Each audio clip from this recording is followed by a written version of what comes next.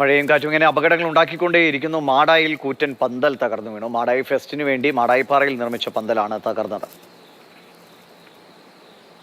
ഇതിന്റെ മാംസം അതങ്ങനെ തന്നെ പൊട്ടി വീണു. ഒരാളും ഇപ്പം ശ്രദ്ധിക്കുന്നില്ല. അത് മാത്രമല്ല ലെൻഡ് ലൈനും അവിടെ ഇതായിട്ടുണ്ട്. ഒരു വണ്ടി അങ്ങോട്ട് പോകാൻ കഴിയില്ല. വളരെ അവസ്ഥ ദയനീയമാണ്. നിൽക്കുന്ന ഒരു പിള്ളേർ കുട്ടികൾ ബൈക്കിൽ വരുന്നു. ബൈക്കിൽ വന്ന ഉടനെ എന്തോ ഭാഗ്യത്തിന് അവർ രക്ഷപ്പെട്ടതാണ്. ഇത് ഈ പഞ്ചായത്ത് ഇന്നേ വരെ ശ്രദ്ധിച്ചിട്ടില്ല. ഈ നോക്കിയാട്ടെ നിങ്ങൾ അതിന്റെ ആ ലൈനിന് മുട്ടിയിട്ടില്ല. ആ ലൈനും ഇപ്പം കട്ടായിട്ടുള്ളത്.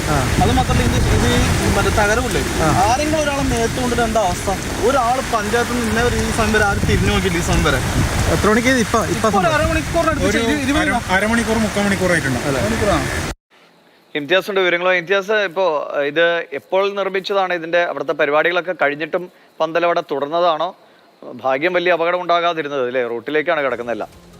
വിഷ്മണി, തീർച്ചയായിട്ടും ഭാഗ്യമാണ് ആർക്കും അപകടം പറ്റാതിരുന്നത്. മാടായി പഞ്ചായത്ത് ഈ മാടായി ഫെസ്റ്റിന് വേണ്ടിയിട്ട് നിർമ്മിച്ച ഒരു കൂറ്റൻ പന്തലാണിത്.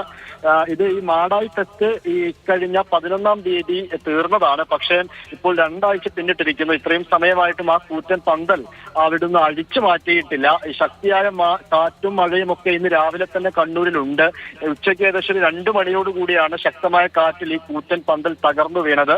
ഏകദേശം ഒരു 100 മീറ്റർ നീളവും 50 മീറ്റർ വീതിയും ഈ പന്തലിനുണ്ട്. അത്രയും വലിയ പന്തലാണ്. ആ ഭാഗത്ത് അവിടെ ആ സമയത്ത് അവിടെ കുട്ടികളൊക്കെ കളിക്കുന്നുണ്ടായിരുന്നു എന്ന് പറയുന്നു. ചില കുട്ടികൾ തലനാരിഴൊക്കെയാണ് ഈ കാറ്റുള്ള സമയത്ത് രക്ഷപ്പെട്ടതെന്ന് പറയുന്നു. കാരണം കാറ്റൊക്കെ വരുന്ന സമയത്ത് കുട്ടികളോടൊക്കെ അപ്പുറത്തേക്കൊക്കെ മാറാൻ പറഞ്ഞിരുന്നു. അങ്ങനെ കുട്ടികൾ മാറിയത് കൊണ്ടുകൂടിയാണ് അതിലാരും പെടാതിരുന്നത്. ഭാഗ്യം കൊണ്ടാണ് ആളപായം സംഭവിക്കാതിരുന്നത്. എന്തായാലും കൂറ്റൻ പന്തൽ തകർന്നു വീണിരിക്കുന്നു എന്നതാണ്.